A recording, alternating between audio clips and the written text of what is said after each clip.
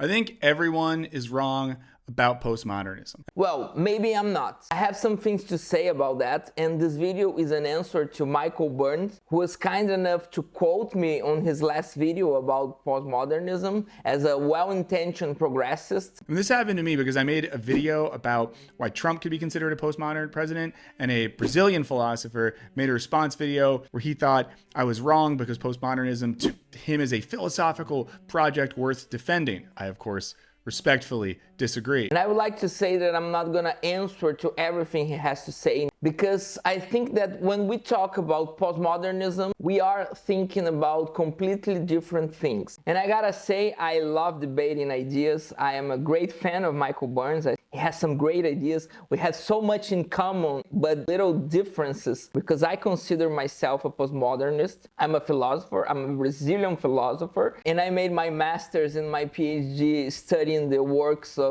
Michel Foucault, which is considered a postmodernist. And Michael Burns made a live about my video, and he asks if Foucault considers himself a postmodernist, and he doesn't. In an interview, he was asked if he was an anarchist, and he said, "Ha, you wish I did not let myself be captured by power." Of course he does, because everyone does. Everyone is captured by power. But that was a rhetorical thing where he's saying that he doesn't like labels. And that's a very postmodern thing.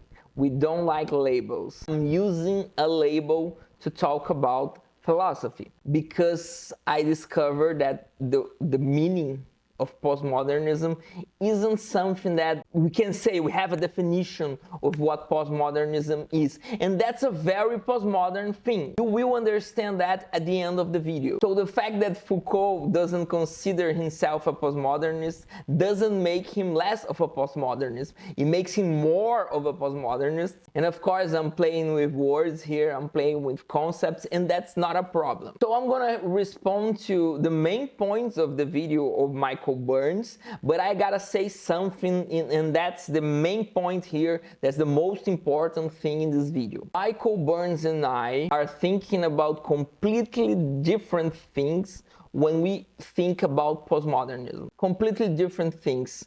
What he's criticizing, I am also a critic. I hate what he is criticizing, and you will understand what it is at the end of the video. The main problem here is that Michael Burns uses Fredric Jameson as his basis, the basis of his thinking about postmodernism, and I don't agree with that. I think that Jameson is a Marxist. He doesn't get to the point when he's analyzing the phenomena, when he's analyzing the concept of postmodernism. What he analyzes should not be called postmodernism, and it doesn't matter how brilliant Michael Burns is. If he's using Fredric Jameson, he will get it wrong what postmodernism is, and Fredric Jameson is not a postmodernist. It's funny because sometimes he's gonna be called a postmodernist by some people because the concept is so up to debate, it's so up to the powers that people are fighting for the concept, because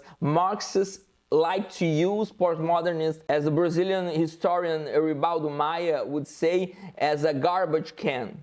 Some Marxists, and Eribaldo is a Marxist, but he say some Marxists will use postmodernism as a garbage can. Wherever it doesn't fit in our Marxist way of thinking the world or understanding the world, we're gonna call it postmodernism. That's a problem, because there are good things like the works of Michel Foucault. They are being called postmodernism, sometimes by people who doesn't understand his thought, his works, and there's so many good things for Marxists, because I consider myself a postmodern Marxist, okay? So, as much as I love the hate Michael Burns have for Jordan Peterson, if I manage to get comfortable with English, with making videos in English, I will make a video about Jordan Peterson. Tell me here if you would like that. Because I understood that I share with Michael Burns the fact that we both think Jordan Peterson is a joke.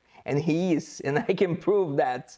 and Burns can prove that, and it's gonna be proved a lot of times, and he's a joke right now because of his debate. So I gotta say, I like the fact that he also thinks Peterson is a joke, but Peterson, when he starts to debating and he starts to criticizing Marxists and postmodernists, when he sees both of them as his enemies, he's right. He's right, because Marxism and postmodernism are against capitalism, against patriarchy, against racism. It should be. If it isn't, it's a problem, and some Marxists aren't. You know, I know some Marxists that are homophobic, are racist.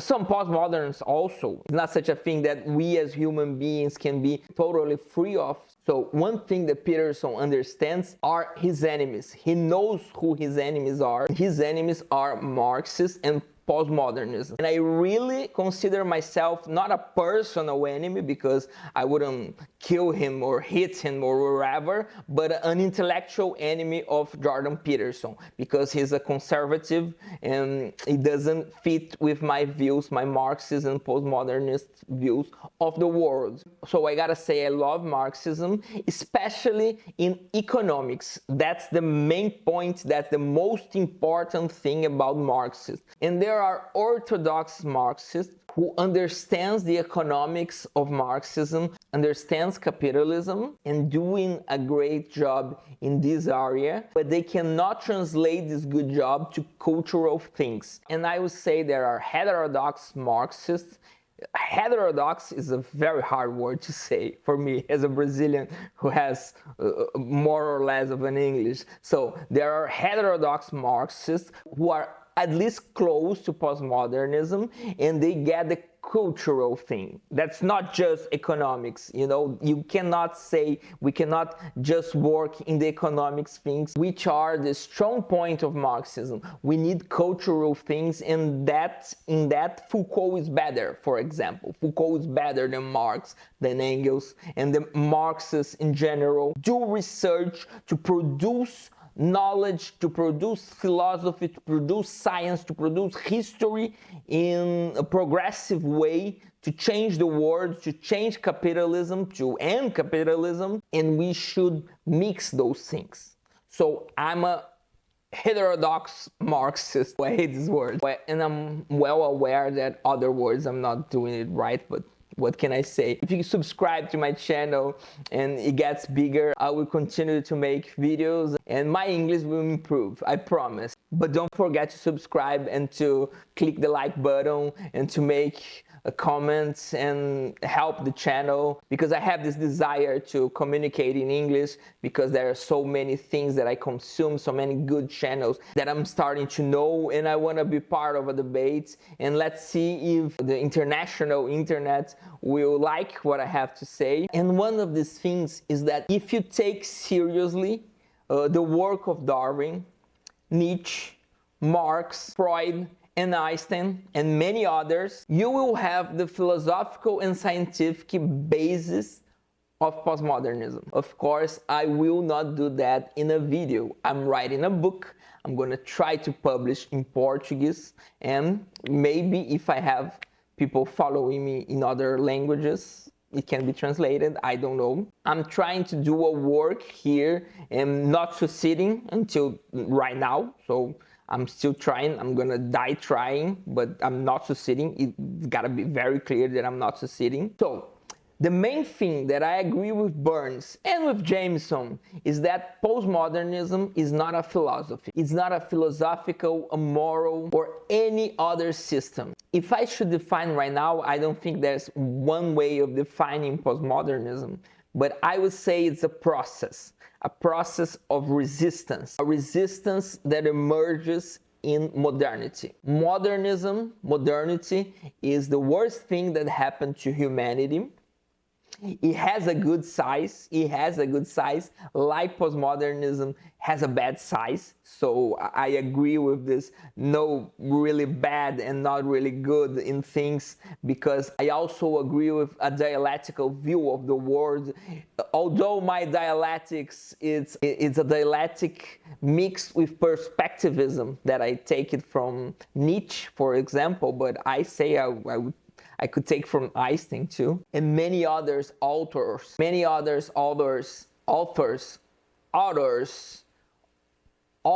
it's a very hard word for me to say. So many people right now, like Friedrich Engels, understands the universe as a process. So that's a very important point. The universe is a process. It's not a substance. And postmodernism is a process of resistance of modernity. Modernity, when thinking about itself in a philosophical way, in a scientific way, in a rational way, ends up destroying its own foundations. And that works for maybe starting with Hume, with Kant, with Hegel, with Marx, and gets very hard with Marx, and it gets even harder with Nietzsche. I don't say even harder. Marx, Engels, Nietzsche, it starts starting here. With anarchism, we cannot forget anarchism. And there's a process where doing what's expected of modern thinking, modern philosophy, science, we start destroying what we thought science and reason and truth and other things are. And then we're starting as a spectrum. It's not is or isn't, it's a spectrum. We are starting postmodernism. So I disagree with Frederick Jameson and Michael Burns that postmodernism is a cultural system that serves the purposes of the capitalistic economic system. Jameson will define as the cultural logic of capitalism, and postmodernism is not even close to that. Jameson quotes four things, four characteristics, and I will work on just one because it's the more important,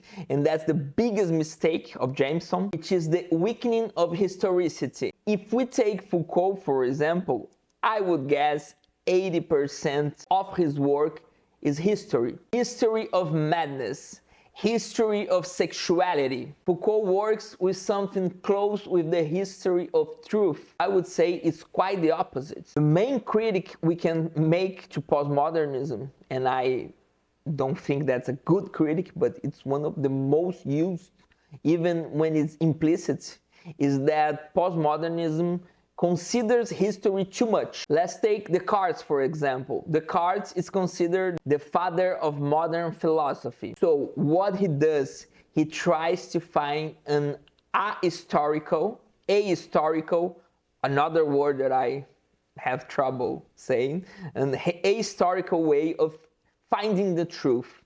And he's gonna understand reason as something ahistorical. He's gonna understand the human ego, the self as something ahistorical. He's gonna separate mind from the body, and the mind is not separated from the body.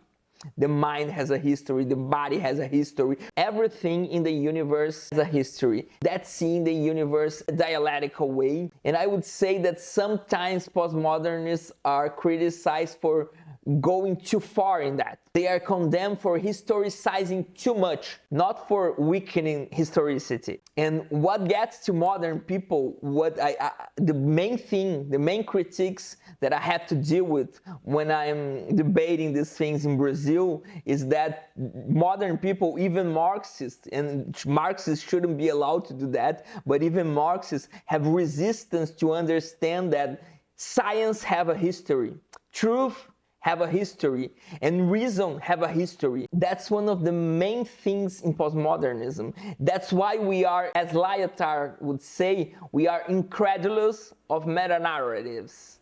Meta-narratives.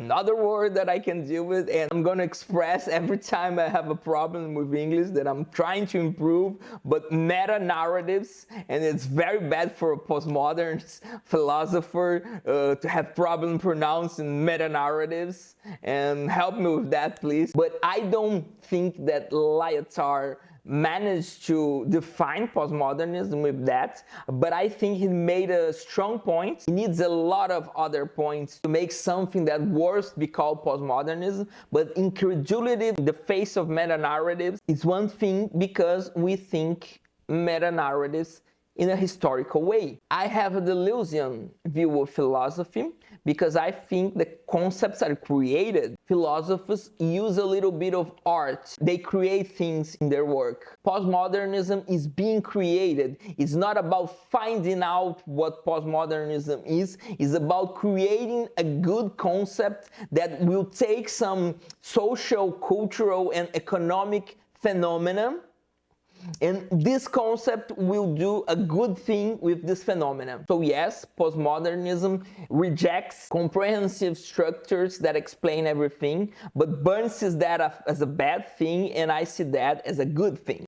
Burns and a lot of Marxists see that being incredulous of meta-narratives serves the capital. I think being credulous to believe in meta-narratives serves the capital. Serves the capital. Capital.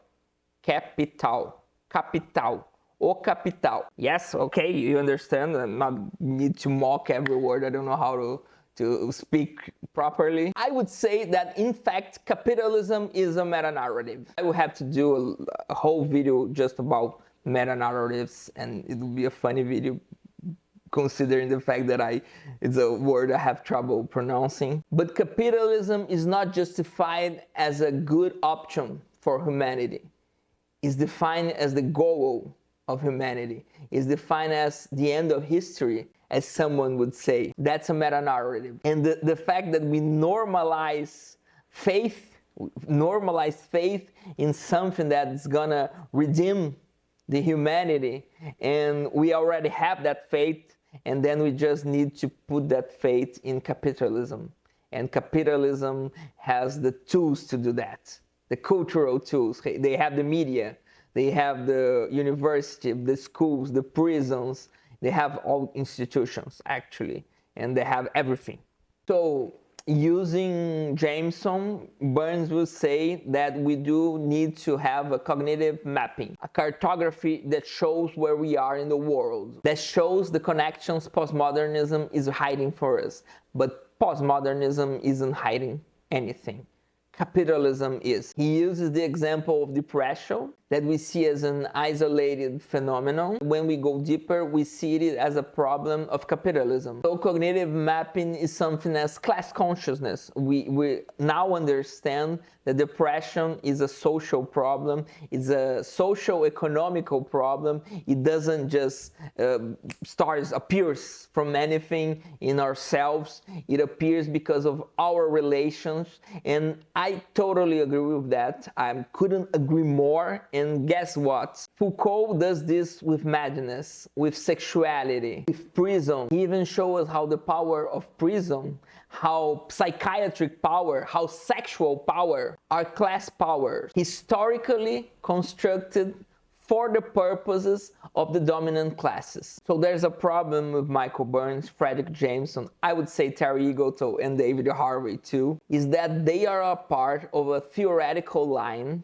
that cannot see the distinction of postmodernism and neoliberalism. And that's the main point of this video. When every one of these people are talking about postmodernism, they are actually talking about neoliberalism. And neoliberalism is one of the worst things in humanity. Actually, Foucault has a pioneer study about that. One of the most important critics of neoliberalism, although I think he gets it a little too light, but it's from 78. We didn't have Ronald Reagan and Margaret Thatcher at the time, so he has not too much to work with that. But The Birth of Biopolitics, which is not a book, it's not a book of Michel Foucault, it's a course he did in College de France. It's a very important critique of neoliberalism. It's a very important critique of what Burns is criticizing, of what Jameson is criticizing, and they didn't get that. And I'm sorry, but hope Burns sees this video and considers thinking things in another way. So all critiques that Burns is doing in the video, most of critiques that he's doing of neoliberalism. Even this weakening of historicity. Neoliberalism works with a very deep weakening of historicity, with the illusion that these market relations we are doing in a cultural system of capitalism are relations that have an essence, they are in harmony with our humanity, and they aren't.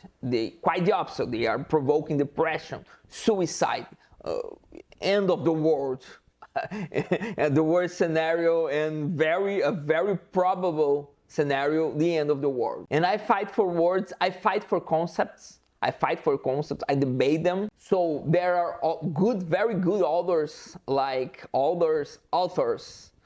Michel Foucault, Gilles Deleuze, Judith Butler, Thomas Kuhn, Paul Feuerbach, Achille Mbembe, and they will be classified as postmodernists, whether they like it or not.